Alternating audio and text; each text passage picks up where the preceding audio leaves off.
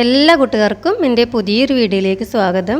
പച്ചരി കൊണ്ട് തയ്യാറാക്കാൻ പറ്റിയിട്ടുള്ള നല്ല ടേസ്റ്റിലുള്ളൊരു പലഹാരത്തിൻ്റെ റെസിപ്പി ആയിട്ടാണ് ഇന്നത്തെ വീഡിയോ.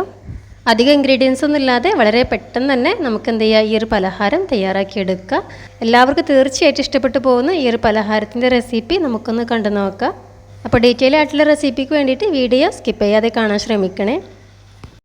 ആദ്യം നമുക്ക് ഇതിലേക്ക് വേണ്ടിയിട്ടുള്ള കുറച്ച് ശർക്കരപ്പാനി തയ്യാറാക്കിയെടുക്കണം.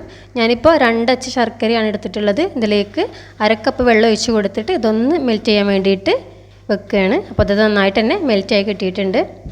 ഇനിയിപ്പോൾ ഞാൻ 6 മണിക്കൂർ വെള്ളത്തിലിട്ട് സോക്ക് ചെയ്ത് വെച്ചിട്ടുള്ള പച്ചരിയാണ് എടുത്തിട്ടുള്ളത്. ഇതിപ്പോൾ 1.5 കപ്പ് പച്ചരി ഉണ്ട്. ഇതിന് മിക്സിയുടെ ഒരു ജാറിലേക്ക് ഇട്ട് കൊടുക്കുകയാണ്. ഞാനിപ്പോൾ ഇത് മുഴുവനായിട്ടും ഇട്ട് കൊടുക്കുന്നുണ്ട്.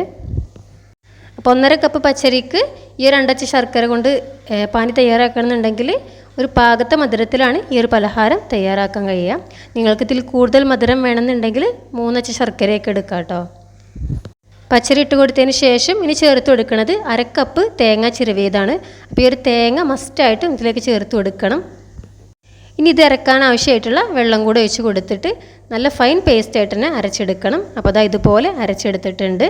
ഇതിനെ ഒരു പാത്രത്തിലേക്ക് ഒഴിച്ച് കൊടുക്കുകയാണ്. മാവ് മുഴുവനായിട്ടും ഒരു ബൗളിലേക്ക് മാറ്റിയതിന് ശേഷം ഇനി ഇതിലേക്ക് ചേർത്ത് കൊടുക്കുന്നത് കുറച്ച് തേങ്ങാക്കൊത്താണ്. അപ്പോൾ നിങ്ങൾക്കിത് ഇഷ്ടമുള്ള ക്വാണ്ടിറ്റിയിൽ ചേർത്ത് കൊടുക്കുക.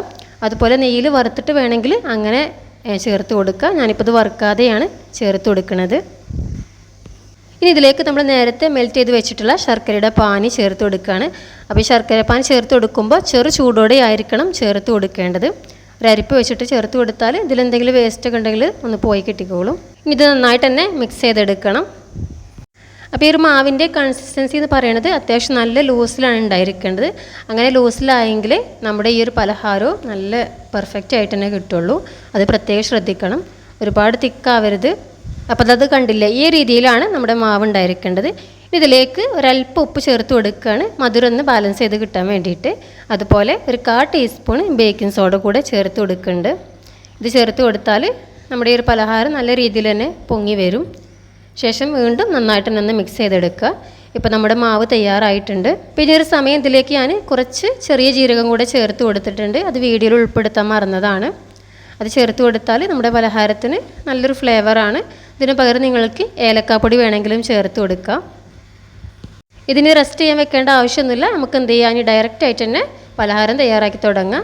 ഞാനിപ്പോൾ ഇരുമ്പിൻ്റെ ഒരു ചീനച്ചട്ടി എടുത്തിട്ടുണ്ട്.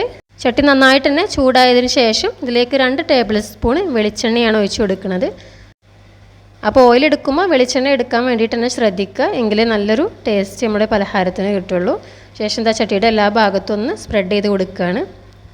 ഇനി നമ്മൾ തയ്യാറാക്കി വെച്ചിട്ടുള്ള മാവിൽ നിന്നും 1/4 തവി മാവ് ഇതിലേക്ക് ഒഴിച്ച് കൊടുക്കുകയാണ്.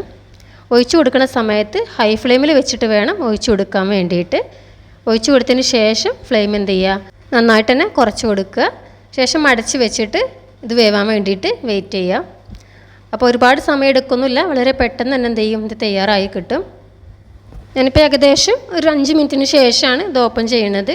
അപ്പോൾ അതുപോലെ റെഡിയായി കിട്ടിയിട്ടുണ്ട്. അപ്പോൾ അത് വെന്തുക്കണം നോക്കാൻ വേണ്ടിയിട്ട് ഒരു പപ്പടക്കോല് കൊണ്ട് ഒന്ന് കുത്തി നോക്കിയാൽ മതി.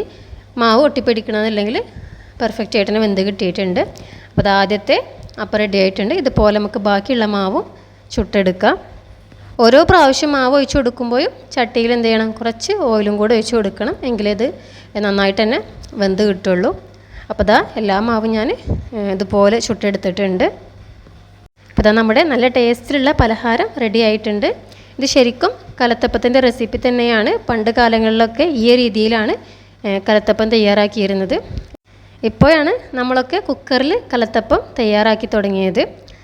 പക്ഷേ നിങ്ങൾ ആരെങ്കിലും ഇതുപോലെ ചീനച്ചട്ടിയിൽ കലത്തപ്പം ഉണ്ടാക്കി നോക്കിയിട്ടുണ്ടെങ്കിൽ തീർച്ചയായിട്ടും ഒന്ന് ഉണ്ടാക്കി നോക്കുക. നമ്മൾ കുക്കറിൽ തയ്യാറാക്കണേക്കാളും ഇരട്ടി ടേസ്റ്റിൽ തന്നെ നമുക്ക് എന്ത് ചെയ്യുക, കലത്തപ്പം തയ്യാറാക്കിയെടുക്കാം.